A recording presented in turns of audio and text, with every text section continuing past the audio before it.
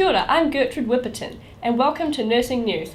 Today we have news stories and information on a great threat to mental health nursing regarding cultural safety. Today's question is, what are some of the barriers or risk factors to the provision of cultural safe nursing within a mental health context? But more importantly, what are the strategies to overcome these? We hand it over to Edwina for more on the alarming topic.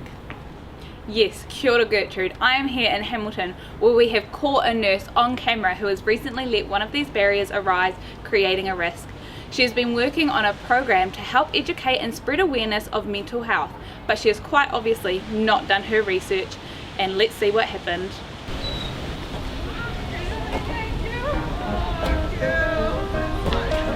Hey little old lady. Hello!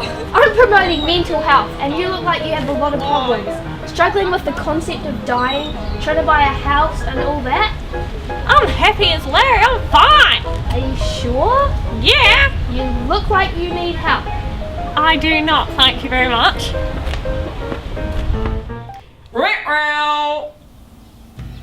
Older adults were least likely to report any perceived need for mental health care and specifically reported lower needs for psychotherapy, information about available services, and support improving their ability to work. Age needs to be considered in strategies for improving engagement and efficacy for mental health services.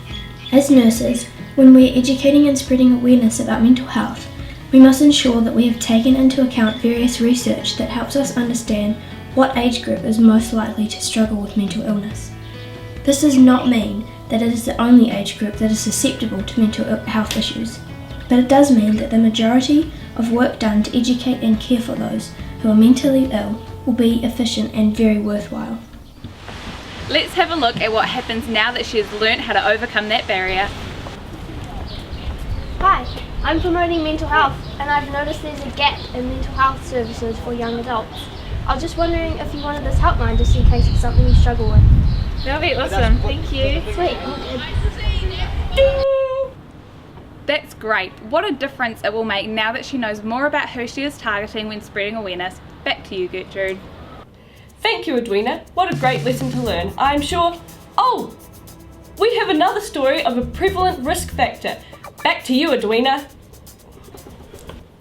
Yes, hi again Gertrude. We've just heard news of a nurse letting yet another risk factor affect her mental health nursing practice. She has allowed the stigma and stereotypes around mental health issues to get the better of her and acted in a way that is culturally unsafe towards a member of the public with a mental health condition. Let's take a look at what took place. Hi. Hi. Jana, I'm coming to be your nurse. Hi. So your notes say you're depressed. You don't look depressed to me. Oh. Wait, depressed people are crazy and they should be put in a mental institute. Well, that's not me. But it says here that you're depressed.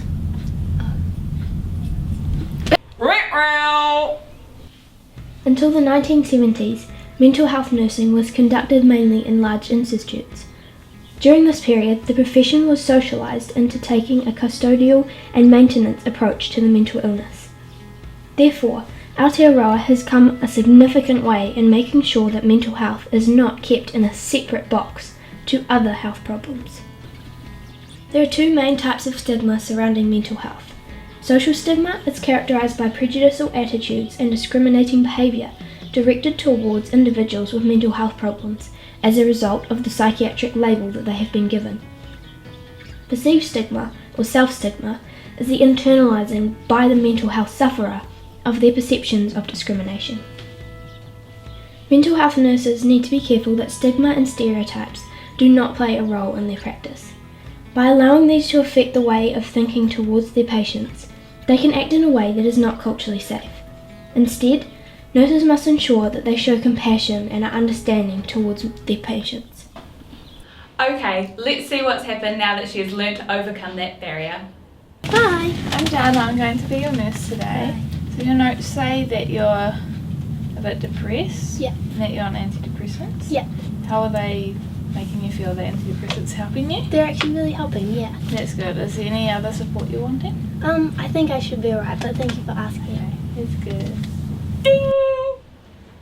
Wow, what a difference that has made. so great to see nurses upholding such great standards and showing such awesome attributes. Back to you at the studio, Gertrude. Yes, thank you again, Edwina. Again, it's great how that wonderful nurse was able to learn. Again, Edwina apparently has yet another story of a mental health nurse, in case you didn't already get the idea. Okay, over to you, Edwina, again. Hello again, Gertrude. I just had to make sure that everyone sees this next story, coming to you live from Hamilton. A mental health nurse has just acted in a way which disrespects their patient's culture terribly. Let's have a look. Hi, what brings you here today? Hi, so I've got a sore hip and so I've been feeling a little bit down because of it. So I was wondering if the hip's affecting it, if it's affecting my mental health. There's no way they're connected. They're completely separate aspects of health. So I can help you with your hip though. Mental illness and mental health in general are affected by the combination of biological and genetic factors, psychology and society.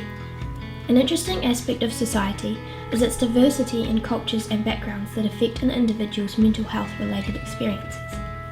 Every culture has its own way of making sense of the highly subjective experience that is an understanding of one's mental health. Since mental health is perceived so differently by each individual culture, a barrier can be formed when trying to work as a nurse in a mental health setting.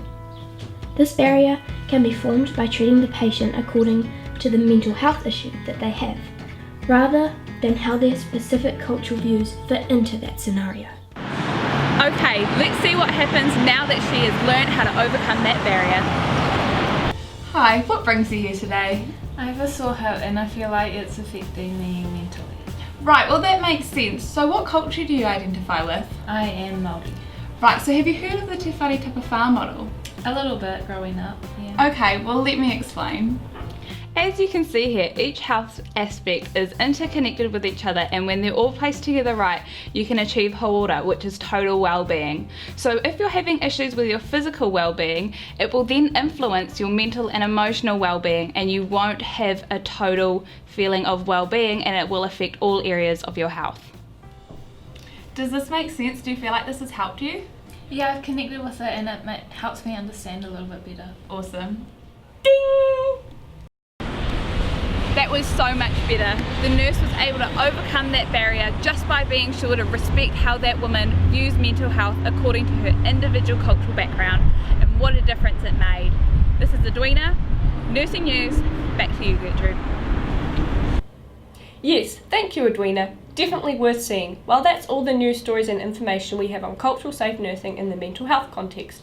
See you next time on Nursing News. I'm Gertrude Whipperton. Ka kite anō, and a very good evening indeed.